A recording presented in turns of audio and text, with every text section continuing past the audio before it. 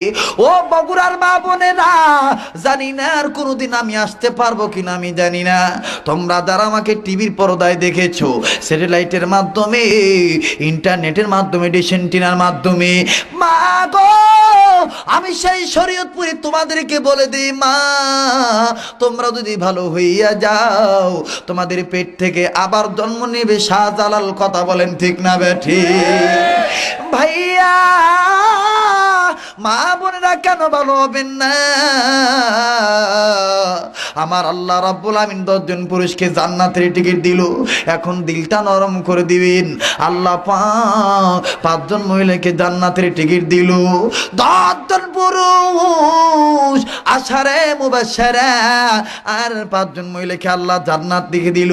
আমার ভাইরা, আমার এই বইটার ভিতরে আজব আজব তথ্য আছে। আমি আজকে এই বইটা প্রেস থেকে বের করেছি বাদান, বহু খাটাখাটনি করে কিতাবটা আমি লেগেছি।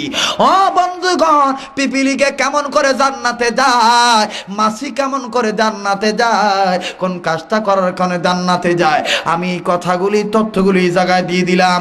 কিন্তু বাদান রে, 5 জন মহিলাকে আল্লাহ জান্নাতের টিকিট দিল। মহিলাদের পক্ষে মস্তুরতের একটি আলোচনা করি। আমি কোরআন মানলে জান্নাতি, না মানলে জাহান্নামী। আমি মা বোনদের খেদমতে একটু আরজ করার পর আবার ফিরে আসতেছি ইমাম হাসান হোসেনের কথায়। আমি 5 থেকে 10টা মিনিট সময় পাই, দিবেন তো ইনশাল্লাহ আপনারা? আমার ভাইরা, মা বোনেরা গো, তোমাদের মতন মা ছিল মা খাদিজা, তোমাদের মতন মা ছিল মা আয়েশা, তোমাদের মতন মা ছিল মা ফাতিমা, তোমাদের মতন মা ছিল মা সুমাইয়া, তোমাদের মতন মা ছিল মা আসিয়া। এই 5 জন মহিলার দিলের ভিতরে নবীর প্রেম জাগ্রত ছিল, নবীর প্রেম ইমান পাকা মহব্বত ছিল, যার কারণে আল্লাহ জান্নাত লিখে দিল। যারা বলেন সুবহানাল্লাহ। ও ভাইরা, ও মা বোনেরা, 5 জন মহিলার কথা বলতে গেলে সারা রাত্র পোহা যাবে। আমার অনেক রাত্রের দরকার হবে, কিন্তু আমি বলতে পারবো না। একটা মায়ের কথা বলে দেই, দিলটা নরম করে দিবে। মা বিশ্ব নবী মুহাম্মদুর রাসূলুল্লাহ, মা আয়েশা সহ সমস্ত বিবিদেরকে নিয়ে মজমার ভিতরে বসে বললেন, ও বন্ধু, নবীজির বিবিরা বললেন, নবী গো, এতদিন তো আমাদেরকে একসাথে বসান নাই, আজকে কেন আমাদেরকে একসাথে বসান? নবী আমার ডাক দিয়ে বললেন, বিবিরা রে, আমি আমার খেদমত গুলো তোমাদের মাঝে বন্টন করে দিতে চাই। কারণ গত রাত্রে জিবরাইল আমিন আমাকে বলেছে, যেই বিবি যত খেদমত বেশি বেশি করবে, সেই বিবিকে আল্লাহ পাক তত জান্নাতের স্তর বাড়ায় দিবে। ও বন্ধু, সুন্নত মেনে নবীকে পাওয়া যায়, বিদআত মেনে নবীকে পাওয়া যায় না। শিরিক থেকে তওবা করলে আল্লাহকে পাওয়া যায়, শিরিক করে আল্লাহকে পাওয়া যায় না। কথা বলেন ঠিক না বেঠি? মা আয়েশা রাদিয়াল্লাহু তাআলা আনহা চুপ করে বসে আছে। আমার নবীজি ডাক দিয়ে বললেন, উম্মে আয়মান রে, উম্মে সাইমা সালমান রে, ও সৌদা, আমি তোমাকেই খেদমত দিলাম। ভাইরা আমার, দিলটা নরম করে দিবেন। একটা ফোঁটা পানি যদি মাহে রবিউল আউয়াল মাসে আপনার পড়ে যায়, আপনি লিখে নেবেন আপনার গুনাহ মাপ, আপনি জান্নাতি। কারণ হলো, কান্না ইচ্ছা করে আসে না, ভিতর দিকে আসতে হবে। কান্না দেওয়ার মালিক হলো আমার আল্লাহ। যার দিলে নবীর মহব্বত আছে, সেই নবীর মায়া চোখের পানি ছেড়ে দিবে। আমার ভাইরা, মা আয়েশা কিছুই বললেন না। নবীজি সব বিবিদেরকে খেদমত গুলো ভাগ করে দিল। নবী আমার বললেন, আয়েশা তুমি কিছুই বলো না কেন, কি হয়েছে? আয়েশা বললেন, ও তো ইয়া রাসূলুল্লাহ, ইয়া হাবিবাল্লাহ গো নবীজি, অন্যান্য বিবিদেরকে আপনি খেদমত দিলেন, এরা মেনে নিল, আর আমি কিন্তু আপনার থেকে খেদমতটা চেয়ে নেব, আপনার দেওয়াটা আমি নেব না, আমার মন যেটা চাই সেইটা দিতে হবে। নবী বললেন, কোন খেদমত চাও? আয়েশা ডাক দিয়ে বললেন, হুজুর আমি আপনার গোসল করানোর খেদমতটা নেব। নবী বললেন, আয়েশা রে, কেন আমার গোসল করানোর খেদমতটা তুমি নিবা? আয়েশা বললেন, হুজুর ইয়া রাসূলুল্লাহ ইয়া হাবিবাল্লাহ, আপনি জানেন নি আপনি একদিন গোসল করতেছিলেন, আমি আমার দরজার ফাঁক দিয়ে দেখতে পাইলাম, আমি আমার দরজার ফাঁক দিয়ে জানালার ফাঁক দিয়ে দেখতে পাইলাম হুজুর, আমি দেখতে পাইলাম, আমি দেখেছি অন্যান্য মানুষ গোসল করলে অঙ্গ দৌত করা পানি মাটিতে পড়ে বেয়ে বেয়ে অন্যত্র চলে যায়, কিন্তু আপনি যখন গোসল করলেন আপনার অঙ্গ দৌত করা পানি কোনো জায়গায় বেয়ে বেয়ে গেল না। আমি দেখতে পাইলাম কি জানি হইল, যেই জায়গায় পানি পড়লো এই জায়গার মাটিটা দুই ভাগ হয়ে গেল, আর পানিটা ভিতরে ঢুকে গেল, মাটি আবার তাপ করে মুছে গেল। যেরকম সুবহানাল্লাহ। আয়েশা বললেন, হুজুর ইয়া রাসূলুল্লাহ ইয়া হাবিবাল্লাহ, শুধু তাই না, আমি দেখতে পাই আপনি যখন গোসল করেন অন্যান্য মানুষের পানিতে কোনো রকমের কোনো ময়লা দেখা যায়, আর আপনি যখন গোসল করেন গো নবীজি আপনার পানির সাথে কি যেন চিকমিক চিকমিক করে গো নবী। আর এই চিকমিক পানিটা ভিতরে ঢুকে বলল। আজব একটা তথ্য আমি হাদিস থেকে দিয়ে দিলাম, বাস্তব জীবনে বহু শুনছেন বাজান। দেখেন নবীদের মুজিজা দেখেন আমার ভাইরা। নবীজি বললেন, আয়েশা রে এইটা কি জানোনি? আয়েশা বললেন, হুজুর জানতে চাই। নবী আমার বললেন, আয়েশা পয়গম্বররা পবিত্র, এদের অঙ্গ প্রত্যঙ্গ পবিত্র, এরা যে পানি ঢালে এটাও পবিত্র, যেই মাটিতে পড়ে মাটিও পবিত্র। ও আয়েশা শুনে নাও, শুনে নাও, আমাকে যেই ক্ষমতা আল্লাহ দিয়েছে অন্যান্য পয়গম্বরদেরকে আল্লাহ সেই ক্ষমতা দেয় নাই। আয়েশা রে, আমি নবী বললাম ওই যে মাটি দুই ভাগ হইয়া যায়, এক সময় এমন আসবে দুনিয়াতে পেট্রোলের অভাব হয়ে যাবে, ডিজেলের অভাব হয়ে যাবে, অকটেনের অভাব হয়ে যাবে, হীরা মণিকাঞ্চন মুক্তা ইউনিয়াম সোনা খনি রূপার অভাব হয়ে যাবে। শুনে নাও আয়েশা, সকল রাষ্ট্রে অভাব হয়ে যাবে, কিন্তু আমার মদিনা মক্কার রাষ্ট্রে কোনোদিন অভাব হবে না। কেন হবে না? আমার অঙ্গ দৌত করা পানি মদিনার মাটির নিচে জমা হয়ে রয়েছে, এগুলো আল্লাহ পাক নিয়ামত বাড়া দিল। বাবাজি, মা আয়েশা বললেন, হুজুর গো এই জন্য আমি আপনার গোসলের খেদমতটা নেব। নবী বললেন, যাও আমি তোমারে দিয়ে দিলাম। ও মা, আপনারা খুব খেয়াল করে শুনবেন। এবার পরের দিন সকালবেলা আমার নবীকে নিয়ে মা আয়েশা গোসল করার জন্য যখন রওনা হলো, ও বন্ধুগণ, বগুড়ার বাবাদিরা, মা বোনেরা, গভীর মনোযোগ দিয়ে শুনবেন। মা আয়েশা নবী মুহাম্মদকে লইয়া হাঁটি হাঁটি পা পা করে রকম রওনা হয়ে গেল। আমার নবীজি উঁচু জায়গায় বসে গোসল করে, জলচকের উপর বসে গোসল করতেছে বাজান।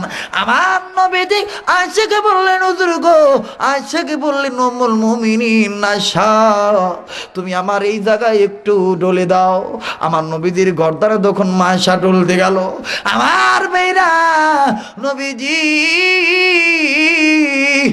সামন দিকে যুগে বলল, জলচকের পিছনের পায়া দুইটু উঁচু হয়ে গেল। বাজান রে, মা আয়েশা রাদিয়াল্লাহু তাআলা না নবীজির খেদমত করতে পাইয়া খুব খুশি। মা আয়েশার নিজের দিকে কোনো খেয়াল নাই।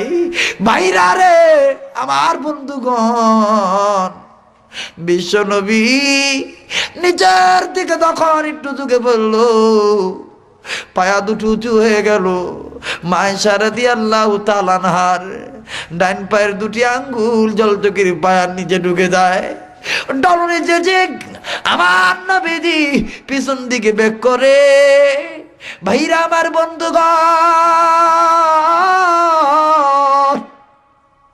নবীজি নজর করে দেখে পানির সাথে কি যেন লাল রঙের বেয়ে যায়। নবী বললেন আয়েশা রে, পানির সাথে কি লাল রঙের বেয়ে যায়, জলদি করে বলো। আয়েশা কোনো কথা বলেন না, আবার বললেন আয়েশা এখানে তুমি আর আমি আছি, পানির সাথে লাল রঙের কি বেয়ে যায় জলদি বলো। আয়েশা কিছুই বলেন না। আমার মেয়েরা, আমার নবীজি আবার বললেন আয়েশা কি লাল রঙের বেয়ে যায় জলদি করে বলো। আয়েশা কিছু বললেন না। এবার নবীজি বিদা ধরে লইয়া পিছন দিকে ব্যাক করে দেখে, পিছন দিকে নজর করে দেখে মায়েশা রাদিয়াল্লাহু তাআলা আনহার গালের গোস্ত থরথর করে নড়ে, চোখের পানি টপ টপ করে ঝরনার মতন পড়ে। আমার নবীজি বললেন আয়েশা রে, কেন তুমি কান্দো, কি হয়েছে? মায়েশা ডাক দিয়ে বললেন হুজুর গো, আপনি জানেননি আপনাকে যখন আমি গোসল করাইতে যাই আপনি সামন দিকে ঢুকে পড়েছেন, আপনার পায়া দুটো উঁচু হয়ে গিয়েছে, আমার ডান পায়ের দুটি আঙ্গুল ঢুকে গিয়েছে, আপনার শরীরের ওতরার কারণে আমার দুটি পায়ের আঙ্গুল পেটে রক্ত বাইর হইয়া যায়। নবীজি ডাক দিয়ে বললেন আয়েশা তুমি যদি আমাকে দাঁড়াইতে বলতা তাহলে আমি দাঁড়াইতাম, তোমার আঙ্গুল ফাটতো না, রক্ত বাইর হইতো না। আয়েশা বললেন হুজুর ইয়া রাসূলুল্লাহ ইয়া হাবিবাল্লাহ, আল্লাহর কসম করে বলি আয়েশার তো পায়ের আঙ্গুল দূরের কথা, আমি আয়েশার কলিজা যদি পেটে যাইতো আমি আমার স্বামী মুহাম্মদুর রাসূলুল্লাহকে বসা থেকে দাঁড়াইতে বলতাম না। আমার ভাইরা, নবীজি এবার মায়েশাকে বুকের সাথে জড়িয়ে ধরলো, বিদা গানি ডাক দিয়ে বললো আল্লাহ, ও আমার আল্লাহ তোমার দরবারে আমি দোয়া করে দিলাম, মাবুদ যেদিন স্বামী তার বিবিকে চিনবে না, সূর্য মাথার কাছে চলে আসবে, ওই দিন আমি যেন আমার আয়েশাকে না ভুলে যাই। আল্লাহ পাক জিবরাইলকে বললেন জিবরাইল নবীর প্রত্যেকটা বিবির দিলে নবীর মোহাব্বত আছে, যা জিবরাইল আমি যে নবীর নাম বুরহান রেখেছি, এই বুরহান অকাট্য দলিল, আর এই বুরহান অকাট্য দলিলকে ভালোবাসতে পারলে, তাকড়া ধরতে পারলে আমি ওয়াদা দিয়েছি রহমতের কোলে তুলে নেব, জান্নাতে যাওয়ার সোজা রাস্তা দেখা দেব। যা জিবরাইল আয়েশার পক্ষে নবীকে জানিয়ে দাও, খাদিজার মতন আয়েশার কপালেও জান্নাতের টিকিট আমি আল্লাহ বরাদ্দ দিয়ে দিলাম।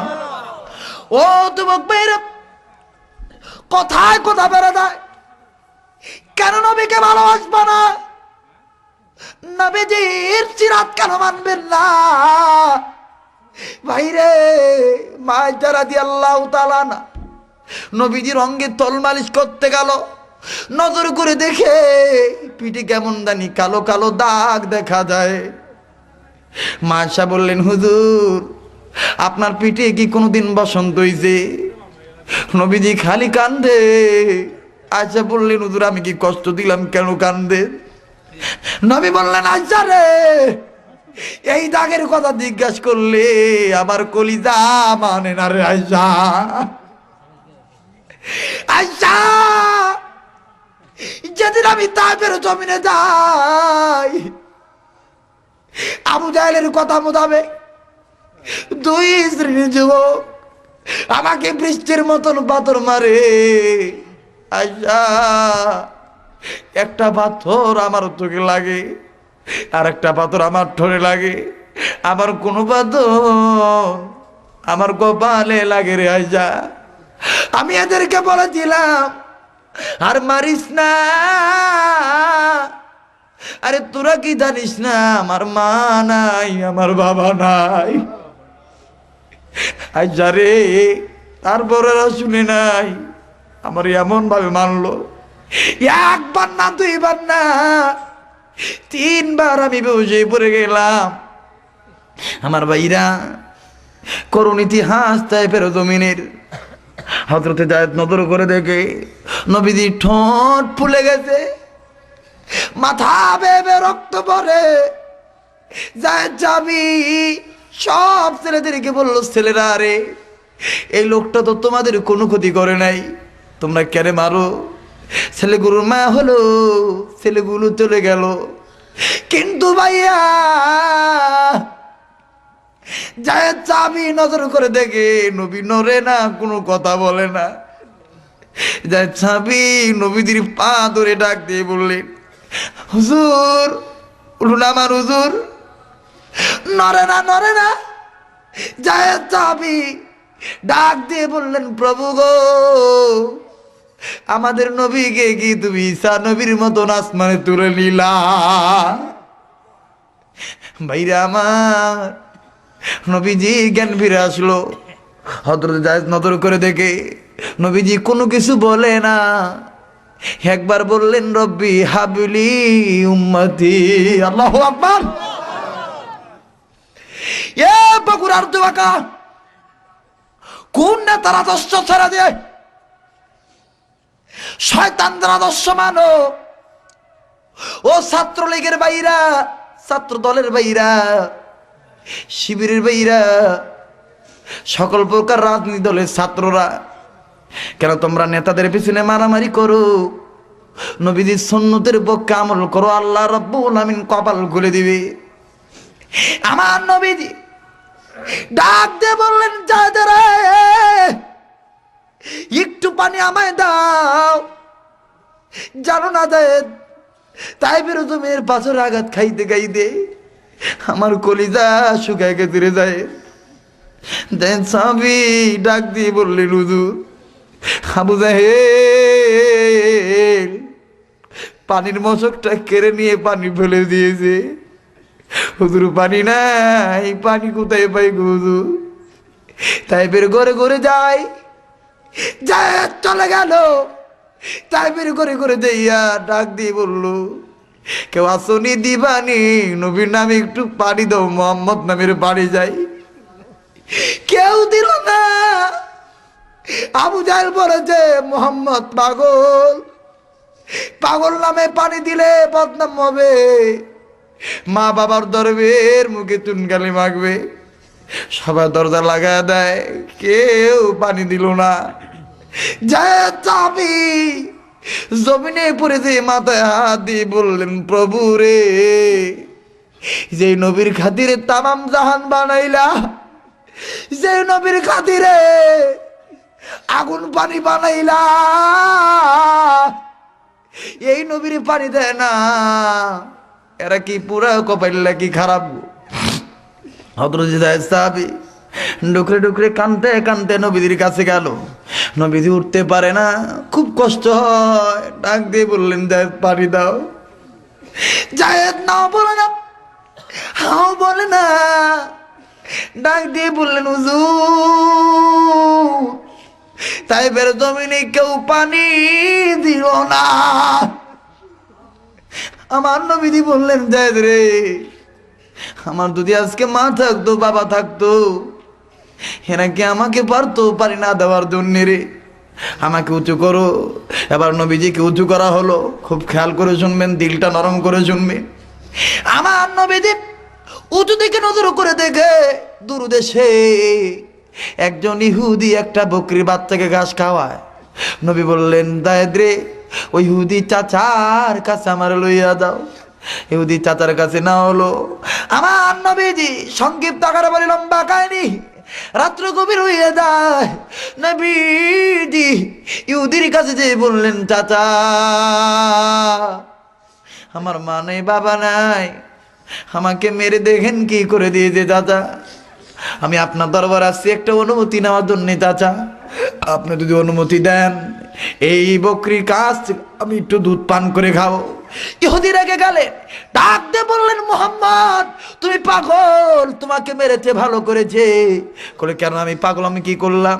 আমার ভাইরা ডাক দিয়ে বললেন, মুহাম্মদ, তুমি যদি পাগল না হও, যেই বকরি এখনো বাচ্চা দেয় নাই, এই বকরি কি করে দুধ দিবে? ইহুদিকে নবী আমার ডাক দিয়ে বললেন, চাচাজি, অনুমতি যদি দিয়ে দেন আমি দেখাই দিই আল্লাহ কেমন করে পারে। আমার মেয়েরা ইহুদি বললেন, মুহাম্মদ, যদি না পারে তোমার কিন্তু পীরের চামড়া আমি থবো না। হযরত জায়েদ খাপ করে নবীজির হাত ধরে বললেন, হুজুর, লাগবে না অনুমতি হুজুর, ইহুদি ভালো না, আপনারা তো কম মারে না যারা, আবার যদি মারে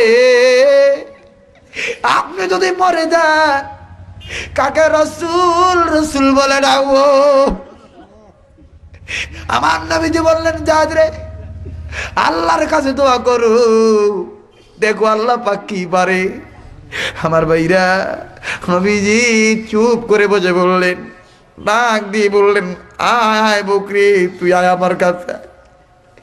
কিতাবের লিখে ইহুদি বলে আমি নজর করে দেখি আমার হাতের বকরি মুহাম্মদ যখন ডাক দেয় আমার হাত থেকে একটা দর মেরে নবীর হাতে চলে যায়।